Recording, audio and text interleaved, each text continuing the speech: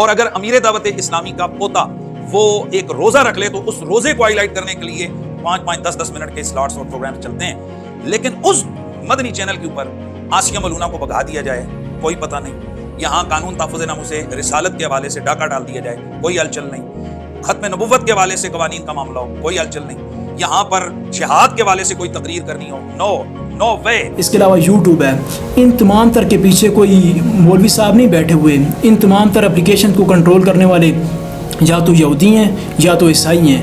آپ ابھی بھی اس طرح کریں کہ مولانا خادم حسین رضوی صاحب کا فوٹو اپلوڈ کریں فیس بک کے اوپر تو آپ کی آئی ڈی اڑا دیتے ہیں۔ پاکستان کے اندر بریلوی مکتبہ فکر کی سب سے بڑی جو جماعت ہے، سیاسی جماعت، اس کا نام ہے تحریک لبیک پاکستان۔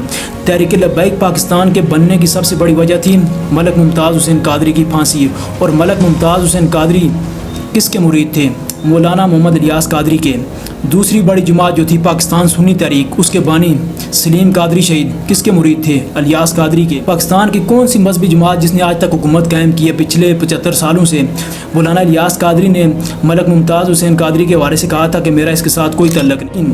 جو گیم مولانا الیاس قادری صاحب نے کھیلی ہے شاید ہی پاکستان کے اندر ان کی جماعت کا کوئی اور سیاسی لیڈر ہو یا مذہبی لیڈر ہو کوئی کھیل سکتا ہو۔ تو دعوت اسلامی غیر سیاسی ہوتے ہوئے بھی پوری سیاسی جماعت ہے۔ دوسرا اعتراض کہ دعوت اسلامی والے جو ہیں وہ ناموس رسالت کے اوپر بات نہیں کرتے، یہ بات سمجھنے کی ہے اور یہ بہت ہی ٹیکنیکل پوائنٹ ہے۔ اب موجودہ دور کے اندر جو جنگ چل رہی ہے اس کو کہا جاتا ہے 5th جنریشن وار، وہ جنگ جو سوشل میڈیا کے تھرو چل رہی ہے۔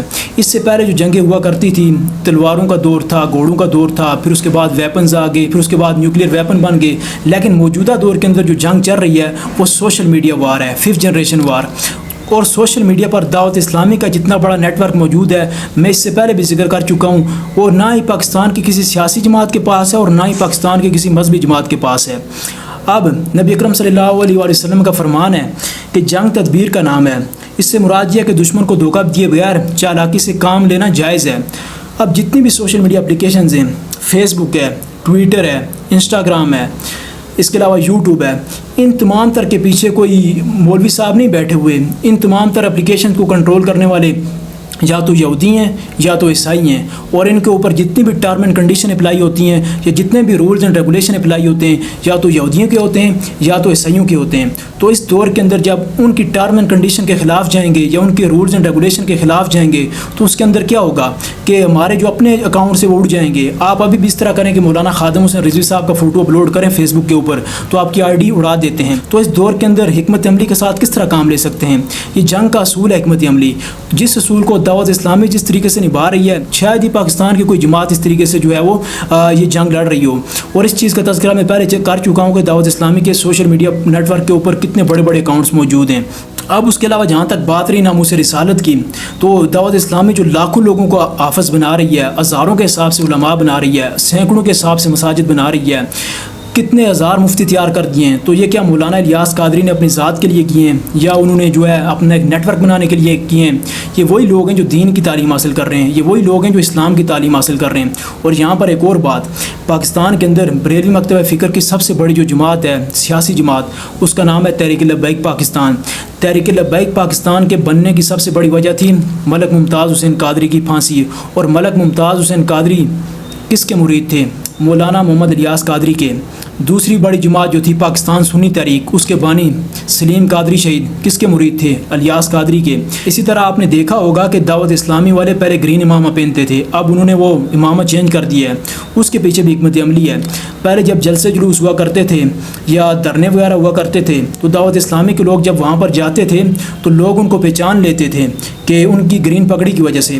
تو اس کے پیچھے حکمت عملی کیا ہے کہ دعوت اسلامی ایک غیر سیاسی تحریک ہے۔ غیر سیاسی تحریک ہونے میں بری بات نہیں ہے۔ پاکستان کا جو سیاسی نظام ہے، پاکستان کی کون سی مذہبی جماعت جس نے آج تک حکومت قائم کی ہے پچھلے 75 سالوں سے؟ کون سی ایسی مذہبی جماعت ہے جس نے نیشنل اسمبلی کی 20 سے زائد سیٹیں لی ہوں؟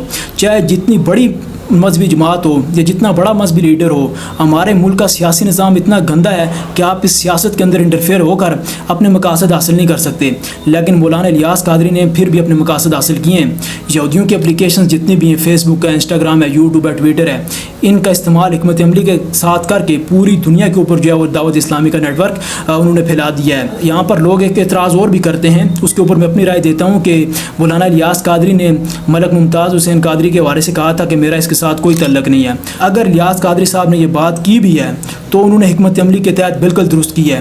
اگر وہ ملک ممتاز حسین قادری کی حمایت کر دیتے, آپ کو پتہ ہے وہ انٹرنیشنل لیول کا ایشو تھا, اور اس کے اوپر اگر اتنی بڑی محنت اور اتنے بڑے پیمانے کے اوپر کام, یہ تمام تر اکاؤنٹس بلاک ہو جاتے, دعوت اسلامی کے اوپر پابندیاں لگ جاتی, لوگ تبلیغ کے لیے باہر نہ جاتے, تو یہ تمام تر کام ہو سکتا تھا یا نہیں ہو سکتا تھا.